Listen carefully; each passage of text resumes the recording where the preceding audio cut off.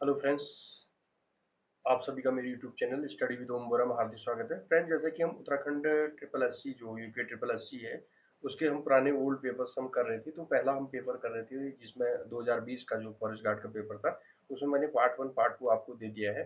आज हम पार्ट 3 में चलते हैं। क्वेश्चन नंबर 72 तक हमने कर लिए थे, तो 72 से आगे हम बढ़ते हैं और इसको आज फिनिश करते हैं। ठीक है, तो देखिए 72वां क्वेश्चन क्या है। भैकल ताल एवं ब्रह्मा ताल दर्शनीय स्थल किस जनपद में है? तो ये चमोली जनपद में पहले ही क्लियर हो चुका है। 73 क्वेश्चन है। भाभा परमाणु अनुसंधान केंद्र के वैज्ञानिकों द्वारा विकसित भाभा कवच क्या है? यानी कि जैसे कवच कुंडल करने के थे वैसे ही आपका जो है भाभा परमाणु अनुसंधान केंद्र ने भी ऐसा कवच कुंडल बना दिए हैं। कवच भारतीय सेना के लिए बनाए हैं। एक्चुअली में ये इसलिए बनाए क्योंकि अगर कोई भी गोली उनको मारे तो गोली जो है सीने से भेद न पाए। ठीक है, तो यानी कि सीने को भेद न पाए। यानी कि जैसे कवच कुंडल कर्ण के थे, कवच कर्ण के कवच कुंडल क्या था, उसमें कोई भी तीर उसको भेद नहीं पाता था। सेम वही है। तो आंसर क्या हो जाएगा? भारतीय सैन्य बलों हेतु बनाएगी अगली पीढ़ी के हल्के वजन की बुलेट प्रूफ जैकेट। ठीक है, क्वेश्चन 74 है। उत्तराखंड राज्य में आपातकालीन चिकित्सा सेवा 108 कब प्रारंभ की गई? तो जैसे कि याद करने की ट्रिक क्या है, 108 है तो 8 यानी कि 2008। ठीक है, तो यहाँ पर आप ऐसे क्लियर कर सकते हैं। 74 आपका क्लियर हो गया। 75वां क्वेश्चन आपका। भारत में हाल के वर्षों में किस आयातित मत पर सर्वाधिक विदेशी विनिमय व्यय किया गया? सबसे जो विदेशी भंडार मुद्रा कोष हमारा विदेशी पैसा है वो सबसे ज्यादा किसके आयात पर हमने खर्च किया? किसको हमारी जरूरत है कि न, किस चीज की हमारे भारत में सबसे ज्यादा जरूरत थी जिसको हमने आयात यानी मंगाया? वो कौन था? पेट्रोलियम तेल एवं लुब्रिकेंट। ठीक है, सोना भी नहीं था, उर्वरक भी नहीं था, इलेक्ट्रॉनिक सामान भी नहीं था, तो पेट्रोलियम तेल और लुब्रिकेंट था। ठीक है, नेक्स्ट क्वेश्चन है। The Himalayan district of the north western provinces of India पुस्तक के लेखक कौन है? Sherman Oakley, H D Walton, G R G Williams, Edwin T Atkinson. तो सबसे जो इतनी लंबी पुस्तक है तो ये लंबा नाम है Edwin T Atkinson. Next question है। विश्व व्यापार संगठन जिसे अंग्रेजी में डब्ल्यूटीओ कहते हैं, वर्ल्ड ट्रेड ऑर्गेनाइजेशन, इनके में से किस संगठन का उत्तराधिकारी है? तो आंसर क्या है इसका? ए है, journal agreement on trade and tariff. ध्यान दीजिए, आंसर ए है, journal agreement on trade and tariff. ठीक है, और जबकि और ऑप्शन थे आपके बी, जर्नल और arrangement on trade and tariff, विश्व स्वास्थ्य संगठन, संयुक्त राष्ट्र संघ विकास कार्यक्रम। तो नेक्स्ट क्वेश्चन है 78। देखिए 78 क्वेश्चन क्या है? यशोधर मठपाल जी से जुड़ा हुआ है। तो यशोधर मठपाल जी से क्या क्वेश्चन जुड़ा हुआ है? ये यशोधर मठपाल का नाम जो है किस विधा से जुड़ा है? ठीक है, बहुत इंपॉर्टेंट क्वेश्चन है। यशोधर मठपाल तो आप जानते हैं, बहुत फेमस है। तो इनका कहानी, चित्रकला, कविता, संगीत, तो चित्रकला से इनका नाम जुड़ा हुआ है। भाई फड़का नौला देखिए आप, जो प्रागैतिहासिक कालीन जो शैल गुफाएं हैं उनकी खोज की, जो चित्रकला उनमें बनी हुई है उसकी खोज करने का श्रेय भी इन्हीं को जाता है ना? ठीक है, जैसे फड़का नौला है, इन्हीं इन्हीं ने खोज की उसकी, तो चित्रकला से रिलेटेड है। मौसम की दिशाएं वायुमंडल की किस परत में बदलती हैं? जो मौसम की दिशाएं आपकी बदल रही हैं तो वो किस परत में बदलती है? क्षोभ मंडल। यानी कि वायुमंडल का सबसे निचला मंडल क्षोभ मंडल होता है, फिर उसके बाद समताप मंडल, फिर आयन मंडल, फिर बाह्य मंडल। ये बाह्य मंडल सबसे बाहरी परत होती है। ठीक है, वायुमंडल की, तो क्षोभ मंडल आपका। ठीक है, ट्रोपोस्फियर अंग्रेजी में इसे कहते हैं। कार्बेट नेशनल पार्क में बाघों की सुरक्षा हेतु स्पेशल टाइगर प्रोटेक्शन फोर्स यानी एसटीपीएफ का गठन किया गया है। एक ऐसी पुलिस, या आप कह सकते हैं कार्बेट नेशनल पार्क की पुलिस या फोर्स जिसे हम कह सकते हैं, जिसका नाम है स्पेशल टाइगर प्रोटेक्शन फोर्स, जिसका मुख्य उद्देश्य क्या है? बाघों को बचाना। जो बाघों के अवैध शिकार होता है उनके, वो शिकार जो शिकारी होते हैं उनसे उनकी रक्षा करने के लिए एक टाइगर प्रोटेक्शन फोर्स की स्थापना हुई। वो कब की गई? 2010, 2011, 2012, 2013। तो आंसर होगा 2013। अगले देखते हैं कहाँ पर है। तो ये है, देखिए इसका आंसर, चार ऑप्शन दिए हैं तो इसमें आपको 2013 करेंगे। ठीक है, नेक्स्ट है आपका। भारत में सोहरावर्दी सिलसिला का संस्थापक किसे माना जाता है? शेख सलीम चिश्ती, शेख कादिर जिलानी, शेख अहमद सरहिंदी, शेख बहाउद्दीन जकारिया। तो आंसर है शेख बहाउद्दीन जकारिया। 82 क्वेश्चन आपका इंपोर्टेंट है। देखिए 82 क्वेश्चन क्या है। वन अनुसंधान संस्थान यानी एफआरआई, जिसे फॉरेस्ट रिसर्च इंस्टीट्यूट कहते हैं, सबसे पहले तो क्वेश्चन पूछता है इसकी स्थापना कब हुई? 1906 में इसकी स्थापना हुई। और इसका डिजाइन किस ब्रिटिश वास्तुविद ने तैयार किया? तो इसमें चार ऑप्शन दिए हैं, वो सब गलत है।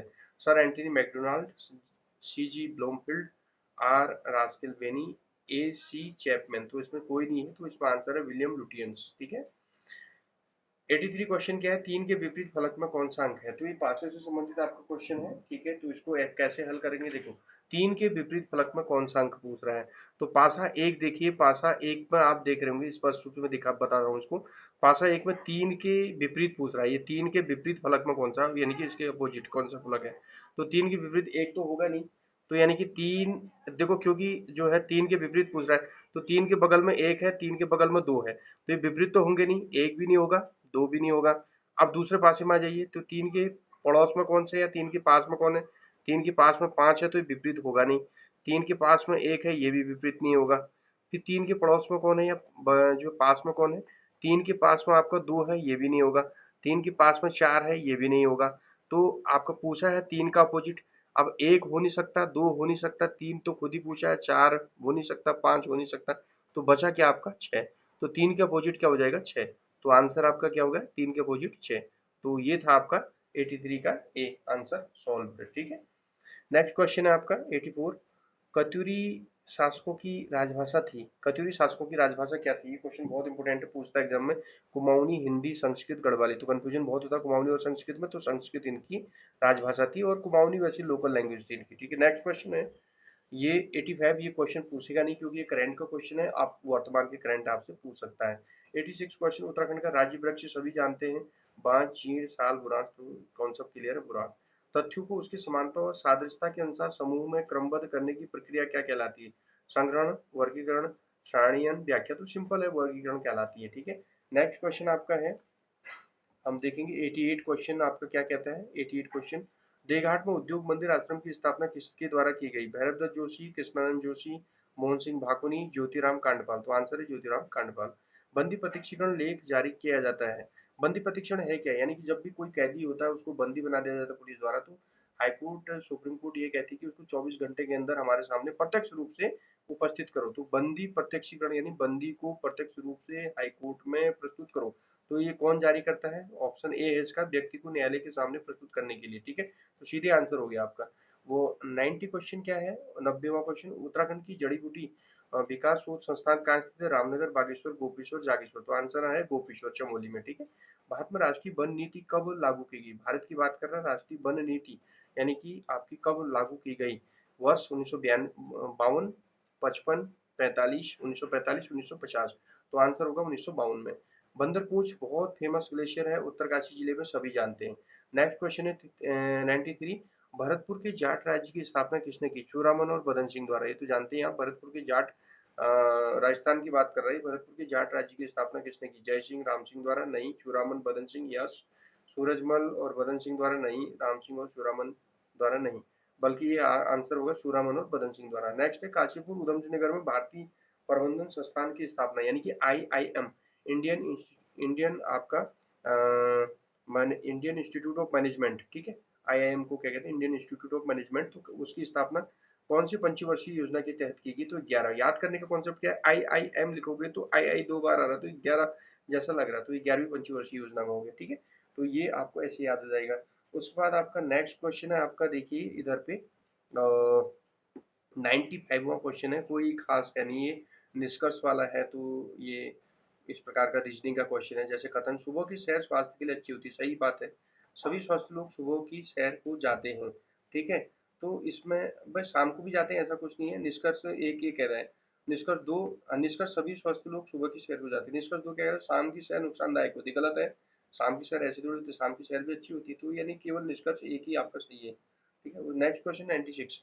उत्तराखंड उच्च न्यायालय नैनीताल ने निम्न में से किस ग्लेशियर को जीवित प्राणी का दर्जा दिया है? तो यानी कि गंगोत्री ग्लेशियर को इन्होंने जीवित प्राणी का दर्जा दिया, और गंगा यमुना नदी को भी इन्होंने जीवित प्राणी का दर्जा दे दिया है। ठीक है। गंगोत्री ग्लेशियर के अलावा गंगा और यमुना नदी को भी जीवित ग्लेशियर का दर्जा, ये भी पूछ सकता है एग्जाम में। 97 के वर्ष 2019 में गुरु नानक देव का जन्म दिवस यानी कौन सी जयंती के रूप में मनाया गया? 450, 550, 650, 651। तो आंसर है 550। ठीक। चौफला आप जानती हैं सभी, एक नृत्य है ना? आभूषण न हो के, अभिलेख गुफा न हो के नृत्य है। ठीक है।